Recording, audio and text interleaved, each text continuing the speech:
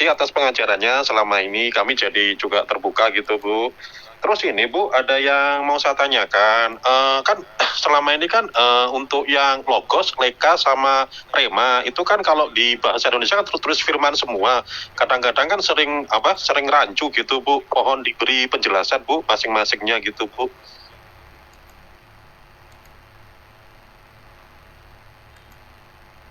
Halo? Oke, sebenarnya itu sudah saya bikin juga videonya, ya. Jadi seringkali Kristen maupun Muslim juga tidak bisa membedakan Yesus sebagai firman dengan Yesus berfirman. Antara firman dengan Allah berfirman, ini mereka tidak bisa bedakan. Karena dalam Alkitab Bahasa Indonesia kita sama-sama diterjemahkan sebagai firman. Padahal itu sangat-sangat berbeda.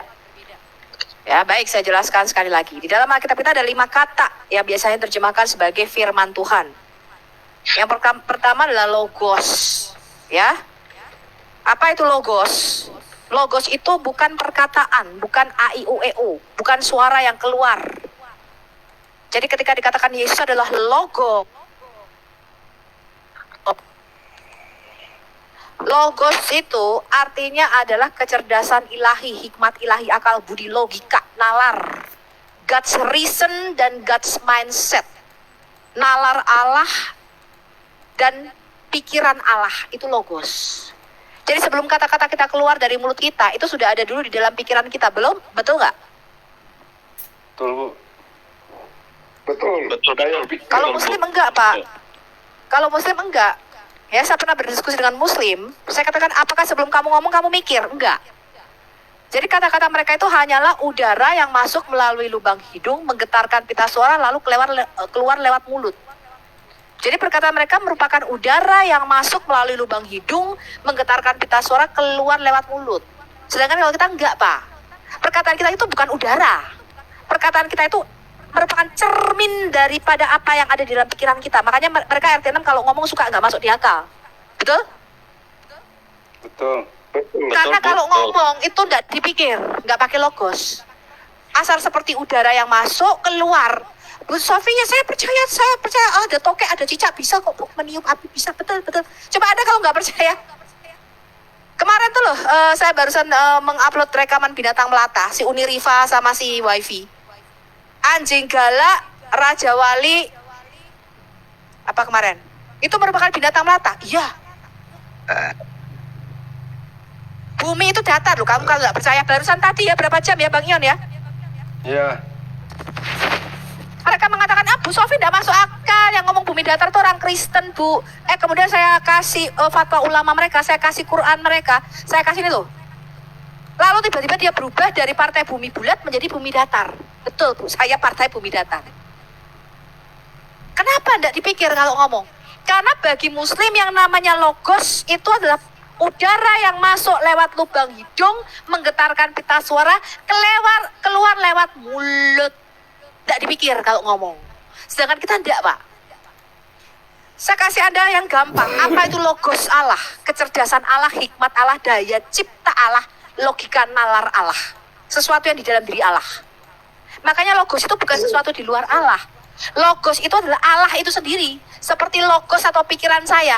Apakah sesuatu di luar saya? Pikiran saya ini loh, apakah bukan Sofiatul? Oh, enggak. Di dalam Ibu, pikiran Ibu di dalam Ibu, Bu. Iya toh ya?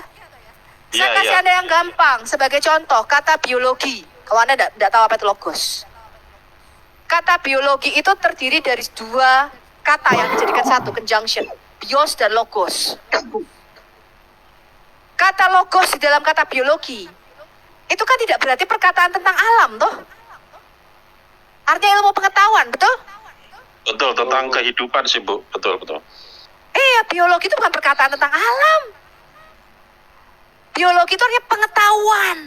Itulah logosnya Allah. Ilmu pengetahuannya Allah. Logikanya Allah, nalarnya Allah. Kecerdasan Allah. Itulah logos. Itulah Yesus. Jadi Yesus sebagai logos itu bukan selain Allah. Seperti pikiran saya, bukan di luar Sofiatul dan bukan selain Sofiatul. Ya Allah itu sendiri. Logos ini keluar lewat perkataan kita yang disebut lego.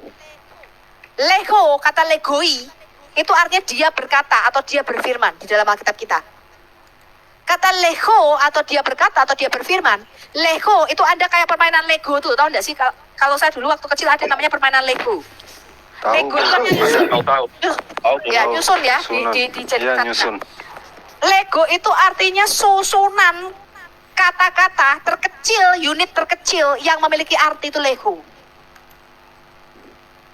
Jadi Lego adalah ekspresi logos yang di dalam diri kita itu Lego. Ya, nah Yesus bukan Lego, bukan perkataan Allah, dia logosnya Allah. Kita mengatakan dia logosnya Allah. Kemudian yang ketiga adalah rema. Ini orang Kristen sering mendengar tentang rema. Diterjemahkan di dalam Alkitab kita apa? Ya firman Tuhan. Kata rema ini mempunyai arti adalah instant and spoken word of God. Perkataan Allah yang instan saat itu juga untuk kebutuhan tertentu, untuk orang tertentu, itu rema. Itu rema. Jadi ketika Yesus sang logosnya Allah menyampaikan firman, itu logosnya Allah itu menyampaikan remata di dalam Alkitab kita. Dia menyampaikan remanya Allah, yaitu perkataan Allah yang hidup saat itu juga. Itu namanya rema. Untuk situasi tertentu, untuk kebutuhan tertentu, itu rema. Contoh Pak, saya pernah bersaksi. Dalam kesaksian saya ada, bisa lihat itu yang nonton hampir mungkin 500.000 orang di YouTube. Saya waktu itu, saya kuliah, saya tidak punya uang. Seminggu lagi orang tua saya baru kirim duit, karena biasanya kirim duitnya tanggal 1. Iya, pernah Ini dengar itu, Bu. 100 rupiah pun saya enggak, SM. ya 100 rupiah pun saya enggak punya waktu itu. Saya bingung, kenapa seminggu lagi saya puasa, mungkin 1 hari mungkin masih lemes lah ya kalau nggak makan ya. Tapi kalau seminggu saya nggak bisa bayangin, waktu bisa mati kelaparan nih aku gitu. Bisa pingsan nih aku, padahal saya masih harus kuliah, saya masih harus kerjakan. Saya masih, waktu itu pelayanan saya full Pak, setiap hari saya pelayanan. Saya mikir, aduh gila nih, gue makan apa nih, duit udah nggak ada. Padahal nanti barusan seminggu lagi. Ya, mengemis saya malu, mencangkul aku tak sanggup, gitu. Saya nggak kerja waktu itu. Saya udah mikir, aduh tanggal 1 masih semingguan lagi nih, kira-kira 7 hari lagi nih, baru dikirim duit. Gue makan apa nih seminggu? Terus ntar gue ke gereja naik apa? Lalu apa yang saya lakukan? Saya berdoa, waktu itu kurang lebih saya berdoa hampir 2 jam. Dan saya punya satu ini ya Pak, saya sama kalau saya dalam satu kesulitan tertentu, masalah, saya bilang begini, saya tidak akan berhenti berdoa sampai engkau jawab. Saya berdoa Pak 2 jam. Saya berdoa di dalam roh, lalu saya dengar Tuhan ngomong begini, buka Matius 6 hal kekhawatiran. Lalu saya buka Matius 6. Ngomong begini, jangan kamu khawatir apa yang kamu makan, minum, pakai. Betul? Burung, lihat tuh burung-burung di udara, dia tidak menabur. Dia tidak menabur, dia tidak menuai, dikasih makan oleh Bapamu yang di sorga.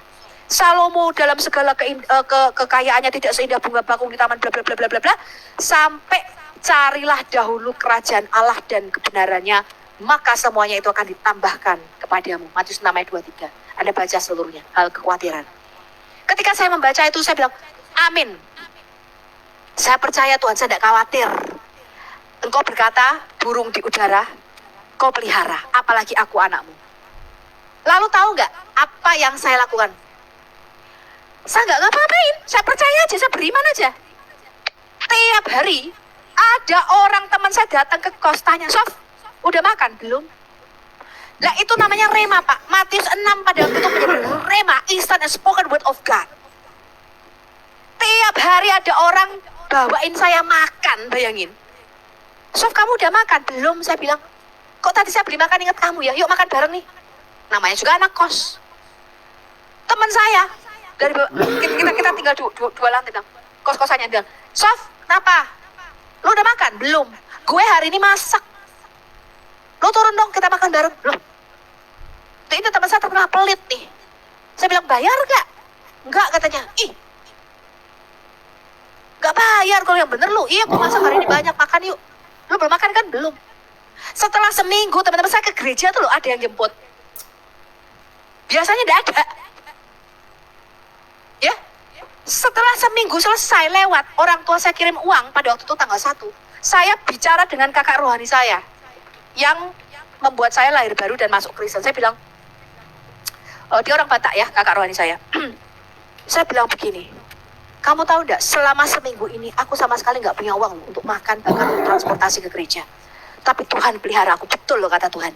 Seperti Elia, dia tidak kelaparan diberi makan burung gagak. Terus dia bilang, loh kamu kok nggak ngomong? Kalau ngomong kan tak utangi dulu katanya. Loh kalau saya ngomong, kamu utangi saya nggak bisa melihat bahwa firman Tuhan itu betul-betul nyata dan hidup. Firman ini hidup ternyata, saya bilang gitu. Saya nggak mati. Setelah seminggu kok nggak ada lagi yang ngantri makanan ke rumah itu loh, saya heran. Beneran serius. Ini sama seperti kalian baca nggak? Saya barusan baca selesai kitab Yosua.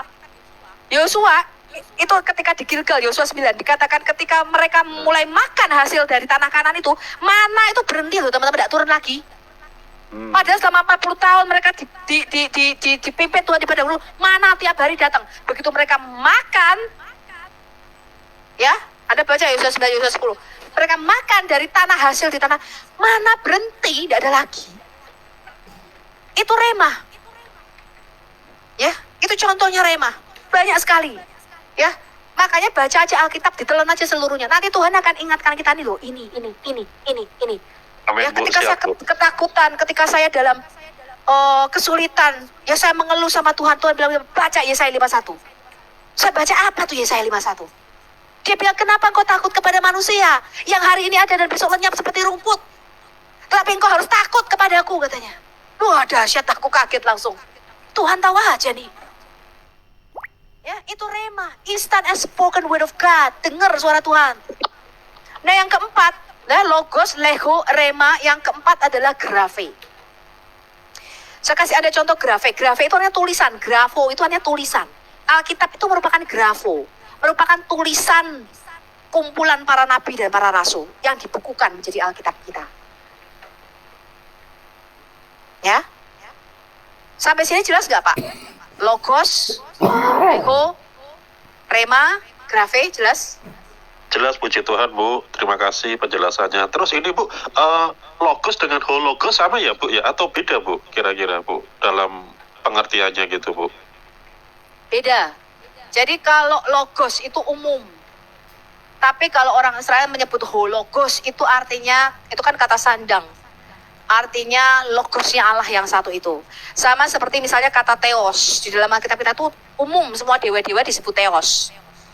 Malaikat itu disebut theos, disebut dewa, ya, disebut Allah. Ya, Elohim, El itu umum. Setan-setan disebut juga Allah, disebut juga Elohim. Itu umum. Tapi kalau orang Israel mau menunjuk kepada Allah yang dia sembah, mereka menggunakan definite artikel atau kata sandang. Ho logos, ho theos. Itu spesifik, itu Allahnya Israel. Atau di dalam perjanjian lama kita ha Elohim. Nah, itu pasti Allahnya Israel. Gitu. Jadi kata sandang itu penting, Pak. Sama seperti misalnya saya kasih tahu Anda pentingnya kata sandang yang sering dilupakan oleh kitab LAI Indonesia ya. Ketika dikatakan akulah anak manusia, Yesus kan sering mengatakan aku anak Allah, aku anak manusia. Itu harusnya Betul. sang anak manusia dan sang anak Allah. Jadi Betul. anak Allah Yesus dengan kita sebagai anak Allah itu beda, teman-teman. Keanakan manusia Yesus dengan kita sebagai anak manusia beda. Dia itu sang. Makanya bahasa Inggris Alkitabnya lebih benar, King James Version. The Son of Man, the Son of God. Itu beda dengan Son of God dan beda dengan any Son of Man. Ada makna di dalam kata sandang itu. Sama seperti misalnya kata setan. Nah ini, LAI sering salah menerjemahkan. Setan itu tidak berarti iblis. Setan itu artinya seseorang yang berlawanan dengan kita, penentang. Mertuamu bisa jadi setanmu. Tapi kalau dia menggunakan kata ho satanas, itu sudah pasti iblis. Saya kasih ada contoh pentingnya kata sandang. Ya, ho logos dan logos. Pentingnya kata sandang ho. Ketika Yesus berkata kepada Petrus, aku akan menderita, mati, masuk ke Yerusalem, mati, menderita, disalibkan, bangkit pada hari yang ketiga. Petrus berkata, Tuhan sekali-kali tidak akan terjadi padamu. Lalu Yesus menengking Petrus, dia berkata, enyahlah engkau setan. Engkau hanya memikirkan apa yang dikatakan engkau hanya memikirkan apa yang dipikirkan manusia, tetapi bukan apa yang dipikirkan Allah. Itu Petrus tidak kerasukan iblis. Diterjemahkan Alkitab kita salah, menjadi enyahlah engkau iblis, bukan. Petrus itu menjadi penentangnya Yesus, di mana dia itu berlawanan, ya, dengan kehendak Allah bahwa Yesus harus mati bagi dosa-dosa kita. Dia bilang jangan sekali-kali itu terjadi padamu, Tuhan. Lalu Yesus berkata, apa? Nyala kau setan. Engkau menjadi penentang bagiku. Engkau hanya memikirkan apa yang dipikirkan manusia dan bukan apa yang dipikirkan Allah. Petrus gak kerasukan iblis. Ada banyak pendeta yang mengatakan, Petrus itu kenapa tidak diusir aja? Loh, dia tidak kerasukan kok diusir. Pada kasus Yudas Iskariot, kalau Anda perhatikan bahasanya, ho satanas. Yudas itu kerasukan setan yang satu itu iblis. Ngerti ya? Jadi ini kata sandang penting sekali di dalam Alkitab kita. Ya, itu juga ada di dalam video saya. Oke. Ya, silakan ada lagi, Pak. Terus gini ya Bu, mau tanya dikit lagi, tambah lagi Bu, mumpung bisa naik Bu. Ini Bu, di dalam diri Bapak itu sang Bapak kan ada sang firman dan sang roh ya Bu ya. Sang Bapak memiliki kesadaran, sang firman atau disebut dengan hologos itu memiliki kesadaran, dan sang roh itu juga memiliki kesadaran. Ketika kesadaran ini saling berinteraksi di dalam Bapak, apakah itu benar nggak Bu, pernyataan seperti itu Bu, kira-kira? Ya, jadi kalau kita menggambarkan Trinitas, itu ada banyak orang yang mengatakan Allah Bapa, Allah Putra, Allah Roh Kudus, Tuhan Bapa, Tuhan Putra, Tuhan Roh Kudus, gitu kan? Yang ditangkap Muslim itu jadi ada 3 Tuhan, 3 Allah. Nah, itu nggak betul ya, menjelaskan Trinitas Allah Bapa, Allah Putra, Allah Roh Kudus, tidak ada. Ya, yang ada adalah Allah Bapa, Anak Allah, dan Roh Kudus. Ini saya mesti jelaskan dulu. Nah, ketika kita menjelaskan di dalam diri Allah yang Esa itu terdapat firman yang kekal dan roh yang kekal, saking sempurnanya Pak firman ini, dia itu mempunyai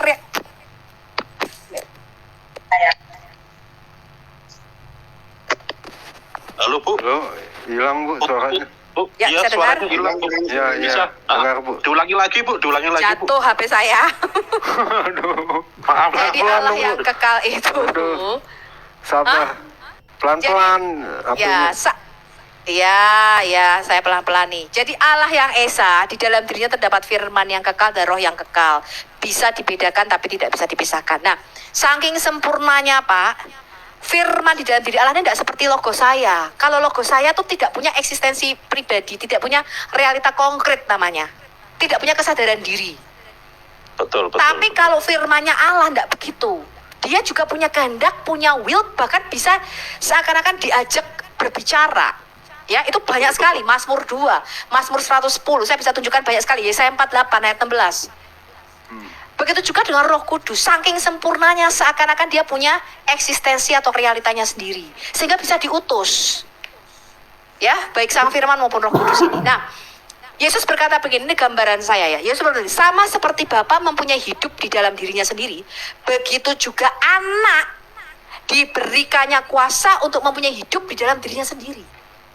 Jadi sang firman ini saking apa ya, firmannya Allah itu tidak seperti kita Pak, kita ini cuma gambaran aja. Allah itu firmannya begitu sempurna, bisa nusul dia, bisa menjelma. Punya Ya, kesadaran dalam dirinya, ya. Iya, dia punya kesadaran dalam diri. Kalau Bapak tidak percaya, baca Alkitab Perjanjian Lama. Yang menampakkan diri kepada para nabi itu sang firman. Kadang-kadang dalam bentuk manusia, kadang-kadang dalam rupa malaikat, kadang-kadang dalam rupa obor, macam-macam. Itu pernyataan manifestasi diri Allah melalui firman-Nya. Nah, kalau firman saya tidak bisa Pak. Firman saya paling cuma direkam doang jadi kaset. Tidak bisa firman saya nusul di tempat Anda tiba-tiba ada Sofiatul di sana. Tidak bisa. Karena firman saya tidak sempurna. Makanya dikatakan firman Tuhan itu kekal selama-lamanya. Dia bahkan bisa diutus. Firman ini keluar dari dalam diri Allah.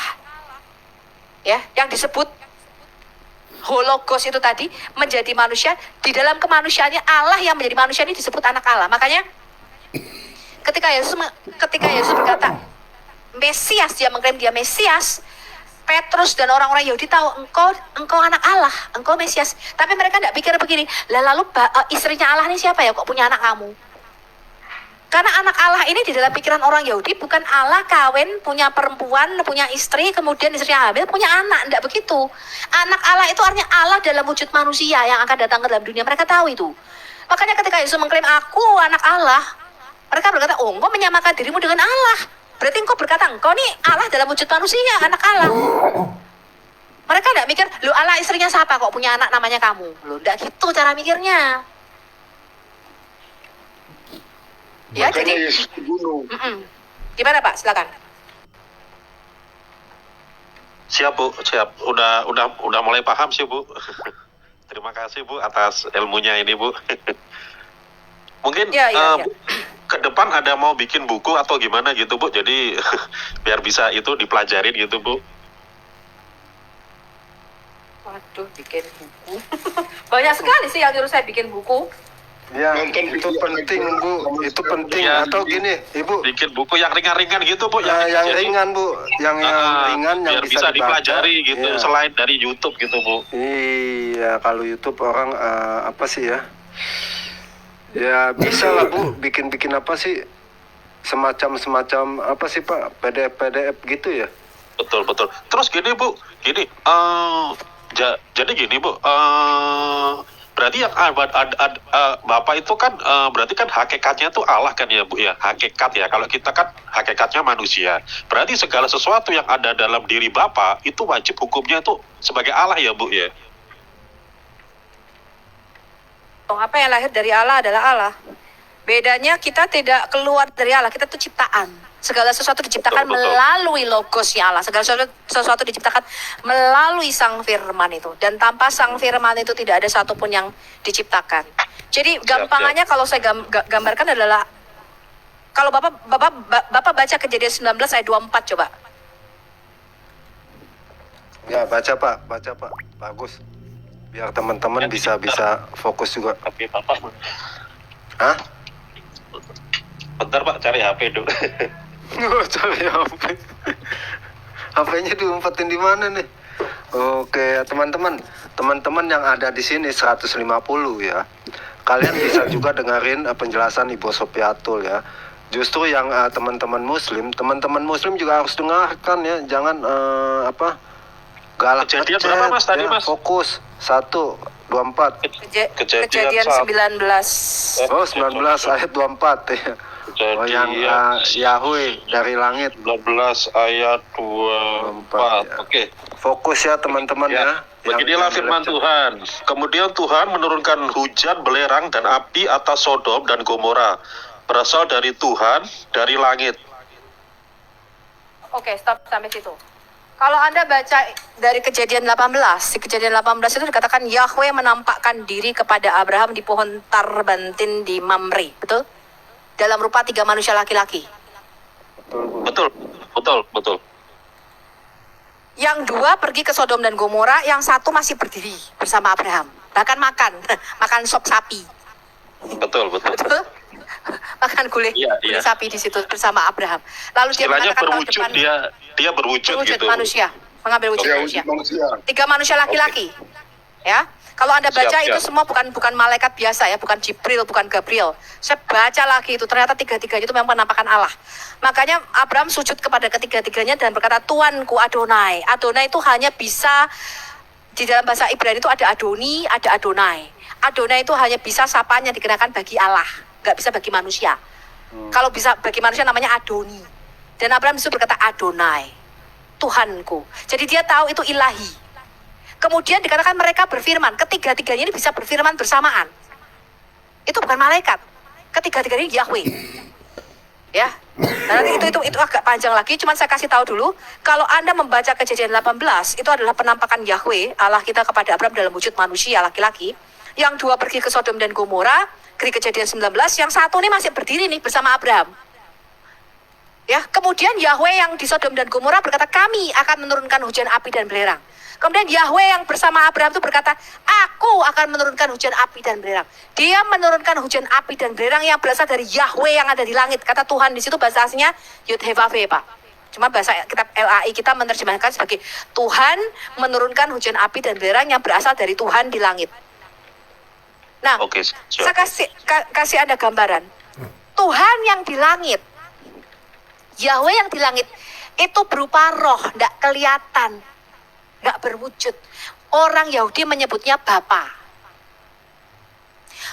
Muslim menyebutnya Allah yang batin, Allah yang roh, zat Allah yang nggak kelihatan, Allah yang gaib. Surah 57 ayat 3.